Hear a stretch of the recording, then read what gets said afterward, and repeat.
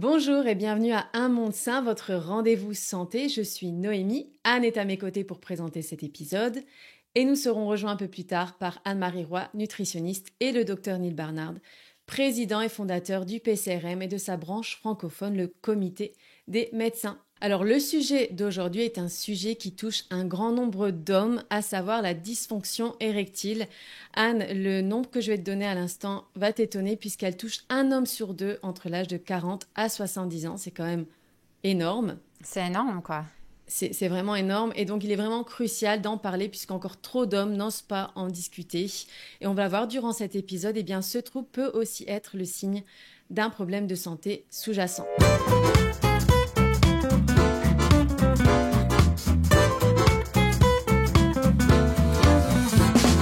Ce qu'on va voir également aujourd'hui avec Anne-Marie et le docteur Neil Barnard, c'est le lien entre l'alimentation et la santé sexuelle. Anne, on le voit encore une fois, dans cet épisode et dans tous les épisodes qu'on a tournés, il y a toujours un lien entre l'alimentation et la santé, n'est-ce pas? Ah oui, oui, c'est clair. C'est fou à quel point la santé touche à toutes les parties de nos vies. Et d'ailleurs, je pense que ça va être, cet épisode, ça va être vachement motivant pour les hommes parce que Oui, c'est quelque chose à laquelle on pensera pas forcément, mais comme on va voir aujourd'hui, une approche nutritionnelle appropriée, ça peut vraiment changer la vie, ça peut vraiment faire une grande différence pour les hommes et je pense que c'est une bonne nouvelle d'ailleurs parce que ça nous donne un exactement. peu le pouvoir de changer les choses et comme c'est la Saint-Valentin, on veut tous être au top. Au top de notre forme. Exactement. On va maintenant parler avec le docteur Neil Barnard. Neil, qu'est-ce que c'est la dysfonction érectile? Bonjour Anne. La dysfonction érectile est très courante. Mais quelle en est la cause? Et que peut-on faire? La cause principale est un manque de circulation sanguine. Pour les hommes, la fonction sexuelle dépend du flux sanguin. C'est comme un système hydraulique. Et sans circulation sanguine, rien ne se passe. Si l'on mange de la viande, des produits laitiers ou des œufs, alors le taux de cholestérol va augmenter et ces particules de cholestérol dans les artères peuvent entraîner la formation des plaques dans les parois artérielles, ce qui va rétrécir l'artère et réduire le flux sanguin. Au niveau du cœur, ces plaques peuvent entraîner de la douleur thoracique et même des crises cardiaques. Au niveau de la région génitale, les blocages artériels peuvent provoquer une dysfonction érectile. La bonne nouvelle est que ce processus peut être inversé. Les recherches du Dr. Dean Ornish ont montré qu'avec un régime végétarien, de l'exercice physique et un mode de vie sain, les plaques artérielles commencent à se résorber. En plus, il y a un autre avantage à un régime végétalien. C'est l'oxyde nitrique qui est un vasodilatateur qui permet l'érection. Les précurseurs de l'oxyde nitrique se trouvent dans les légumes verts tels que les épinards, la roquette, ainsi que dans les betteraves. Donc, pour prévenir ou améliorer la dysfonction érectile, un régime végétalien riche en légumes verts est le meilleur choix. À présent, Anne-Marie, notre nutritionniste, vient nous rejoindre. Anne-Marie, bienvenue. Merci Noémie, bonjour. C'est un plaisir de t'avoir comme toujours. Anne-Marie, tu tenais à nous parler aujourd'hui de la fonction, alors je ne sais pas si je vais bien le dire, endothéliale. Alors déjà, est-ce que tu peux me dire si je l'ai bien dit? C'est excellent Noémie, comme toujours. Super. Et ensuite, est-ce que tu peux nous expliquer ce qu'est la fonction endothéliale et le lien avec le sujet d'aujourd'hui qui est la dysfonction érectile? Bien sûr, bien sûr. Alors, on parle ici de, entre autres, l'endothélium qui se trouve être la paroi qui se trouve à tapisser l'intérieur de tous nos vaisseaux sanguins. Et une de ses fonctions à l'endothélium, c'est de faciliter la vasodilatation des vaisseaux sanguins pour amener le sang partout, dans toutes les parties de notre corps, dont les organes génitaux, bien sûr. Donc, on peut dire que l'endothélium, ou les fonctions de l'endothélium, jouent un rôle vraiment important dans la physiologie de l'érection. Alors, D'accord.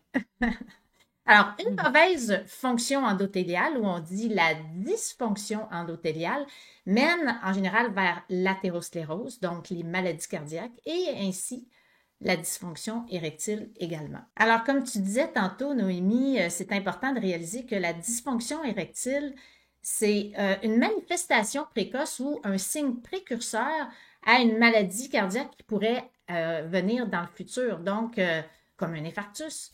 Alors, c'est important de prendre ça au sérieux, finalement. Oui, complètement. Et une étude réalisée près de chez toi, Anne-Marie, à Montréal, n'est-ce pas? Pas très loin, a révélé des résultats étonnants concernant ce que tu parlais là, justement, la dilatation des vaisseaux sanguins. Est-ce que tu peux nous en dire plus? Alors, effectivement, Noémie, l'étude en question a été menée par des chercheurs de l'Institut de cardiologie de Montréal, qui est à quelques coins de rue de chez nous, finalement. Et qu'est-ce qu'ils ont fait dans l'étude? C'est qu'ils ont donné à des hommes un repas de malbouffe, un repas qu'on peut trouver dans à peu près toutes les chaînes de fast-food, qui comprenait un sandwich contenant une saucisse, un œuf et une tranche de fromage. Alors, ils ont ensuite, dans les heures qui ont suivi, là, pas un an plus tard, dans les heures qui ont suivi, passé une échographie de l'artère pour vérifier la fonction endothéliale. Et ils ont constaté que les artères s'étaient dilatées 24% moins bien que lorsqu'ils étaient à l'état de jeûne avant. Impressionnant. Donc, la conclusion de cette étude, dans le fond, c'est qu'un seul repas de malbouffe riche en gras saturés, il y en avait beaucoup dans le petit sandwich, nuit à la santé des artères. Alors, les chercheurs et nous, on espère que les résultats de cette étude-là vont motiver positivement les gens à repenser à leur alimentation de tous les jours. Oui, c'est assez impressionnant après juste un seul repas. Anne-Marie, est-ce qu'il y a d'autres études qui t'ont marqué durant tes recherches, qui t'ont vraiment impressionné sur ce sujet? Oui, une récente d'ailleurs quand même, et ce qui m'a particulièrement marqué, c'est l'image qui venait avec l'étude. On la voit d'ailleurs à l'écran. Donc, j'ai trouvé ça tellement mignon de voir une fusée composée de roquettes, donc une roquette de roquettes qui s'attaque à une cible. Et la cible ici, ça se trouve être les maladies cardiaques, la dysfonction endothéliale, le diabète, etc. Alors, dans cet article, finalement, on lit que la roquette, qui est une genre de belle salade verte, qui a un goût agréablement poivré. D'ailleurs, c'est ma salade préférée, personnellement. Je te rejoins. Oui, Anne, Noémie, c'est tellement délicieux. Moi, je suis capable d'en manger toute seule comme ça, contrairement à de la laitue. Je trouve que ça me prend toujours une vinaigrette. Mais la roquette, c'est quelque chose qu'on peut manger tout seul comme ça, puis en soi, c'est délicieux. Alors, ce qu'on disait dans cet article-là, c'est que la roquette est particulièrement riche en nitrate qui peut être transformé en oxyde nitrique par différents mécanismes. Alors, l'oxyde nitrique, Neil en a parlé dans sa petite présentation, c'est un gaz qui aide les vaisseaux sanguins à bien se dilater ou se vasodilater. C'est un gaz tellement important que la personne, l'homme qui a découvert l'oxyde nitrique a gagné un prix Nobel de médecine. OK. Donc, c'est grande découverte. Très grande découverte. Alors, en passant, un des mécanismes qui participe à la transformation des nitrates en oxyde nitrique implique les bactéries dans la bouche. Et c'est important, avant de manger une salade de roquette, de ne pas se gargariser avec un rince-bouche antibactérien, parce qu'à ce moment-là, on ne profitera pas pleinement des nitrates de la roquette. Donc, petit aparté. Alors, il y a plusieurs médicaments d'ailleurs qui sont utilisés pour traiter les maladies cardiaques qui agissent justement sur l'oxyde nitrique. Par exemple, la nitro ou la nitroglycérine qui agit en libérant l'oxyde nitrique très rapidement, donc qui provoque une dilatation et qui peut sauver certaines personnes d'un infarctus d'ailleurs. D'autres médicaments qui peuvent aider à traiter, par exemple, la dysfonction érectile, dont le Viagra, et même les statines, notre fameux Lipitor, augmentent indirectement l'oxyde nitrique. Alors, la conclusion de l'article, c'est en raison de sa teneur très élevée en nitrate, la roquette devrait être au centre des recherches pour ses avantages sur la fonction endothéliale et la prévention des maladies cardiaques. Et même, on devrait commencer peut-être à y penser comme pour participer au traitement des maladies cardiaques à la limite. Alors, la roquette pourrait peut-être bénéficier à nos hommes qui sont inquiets parfois de perdre leur performance sexuelle en vieillissant. Alors, on n'oublie pas ça, la roquette dans notre menu de tous les jours. Encore une bonne raison d'ajouter un légume vert, enfin du vert dans son assiette, n'est-ce pas Anne-Marie? Tout à fait. Que des bonnes raisons de le faire. Peut-être un petit ajout quand même, la betterave. Hein, on n'en a pas parlé dans cet article-là parce que ça parlait vraiment de la roquette, mais la betterave aussi est une autre excellente source. Neil en parlait dans son vidéo, effectivement. D'accord. Alors, n'oublions pas ces légumes importants. Merci Anne-Marie. Mais aussi, n'oublions pas, Anne-Marie, que la Saint-Valentin approche. Et qui dit Saint-Valentin, eh bien dit chocolat. Et justement, Anne va nous révéler les super pouvoirs santé du cacao, histoire de pouvoir se faire plaisir en toute connaissance de cause. Aujourd'hui, on se demande si le cacao peut faire de vous un meilleur amant. Bonjour tout le monde, c'est Anne de Veggie Magnifique, le blog et la chaîne YouTube qui partage un mode de vie sainement vegan. Le chocolat a une histoire très riche, symbole de fertilité et d'amélioration sexuelle dans les civilisations mésoaméricaines. Cet élixir autrefois sacré est l'aphrodisiaque par excellence, associé à l'amour, au plaisir et à la romance dans le monde entier. Mais le cacao est-il vraiment fidèle à cette réputation? J'ai le plaisir de vous annoncer que oui, en grande partie. Le cacao n'est pas seulement délicieux, c'est aussi un aliment de santé. Il vous aidera à vivre plus longtemps et à mieux aimer. Alors qu'en dites-vous? On est chaud cacao? Tout d'abord, en plus d'être riche en minéraux, il a été prouvé dans des études récentes que le cacao améliorait la masse musculaire et les performances. Deuxièmement, si vous mangez du cacao, vous serez irrésistiblement séduisant car il améliore notre peau.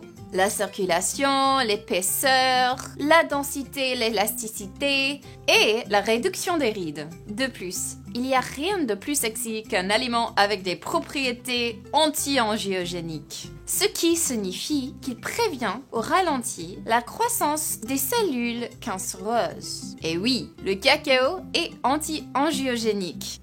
C'est chaud. Mais qu'en est-il des prétendues capacités du cacao à stimuler la libido? Le chocolat fait-il de vous un meilleur amant? Le cacao améliore la vasodilatation et la production d'oxyde nitrique, qui a un impact sur l'ensemble du corps, y compris bien sûr sur les organes reproducteurs. Ce n'est peut-être pas pour rien que le souverain aztèque du 16e siècle, Moctezuma II, consommait 50 tasses de chocolat tous les jours afin de stimuler sa libido. Un petit mot cependant, évitez la poudre de cacao Dutch Process ou transformée parce que c'est transformé donc la plupart des bienfaits ont été supprimés. En fin de compte, il est difficile de dire si le cacao va révolutionner votre vie amoureuse, mais ça vaut quand même certainement le coup d'essayer. En tout cas, sa consommation réduira vos rides et ajoutera peut-être une année à votre vie et un élan à votre démarche. Maintenant, on connaît les bienfaits du cacao, alors on passe à Noémie qui va partager une recette délicieuse d'un gâteau au chocolat pour la Saint-Valentin. Petit gâteau au chocolat spécial Saint-Valentin.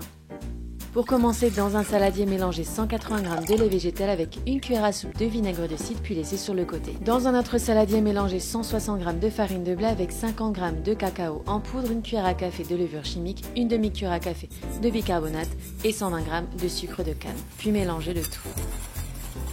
Ajoutez par la suite votre mélange de lait végétal et de cidre, puis 2 cuillères à soupe de café qui va venir intensifier encore plus le goût chocolat. Mélangez bien pour obtenir cette consistance soyeuse à souhait. Dans vos moules en forme de cœur, pourquoi pas c'est la Saint-Valentin, versez l'équivalent d'une cuillère à soupe de votre chocolat, puis en son centre une cuillère à café de beurre de cacahuète que vous recouvrirez à nouveau de chocolat, puis direction le four à 180 degrés pendant environ 15 minutes. Une fois sortis du four, démoulez vos petits gâteaux en forme de cœur, puis placez-les sur une grille afin qu'ils puissent refroidir. Saupoudrez vos petits cœurs d'un peu de chocolat en poudre et voilà, ils sont prêts à être dégustés.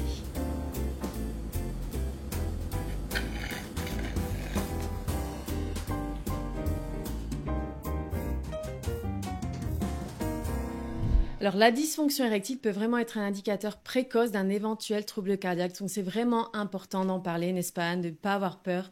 Messieurs, vous n'êtes pas seuls. Et on espère que cette émission vous aura au moins encouragé à de nombreuses personnes de faire le pas et de consulter un professionnel de la santé. Oui, il y a de l'espoir, c'est ça qui est chouette en changeant nos habitudes alimentaires et peut-être, parlant de l'alimentation, on va avoir une rupture de stock de roquettes dans les magasins après cet épisode tellement. C'est un Viagra naturel. Les ventes de roquettes vont monter en flèche comme une fusée ou on peut dire une roquette.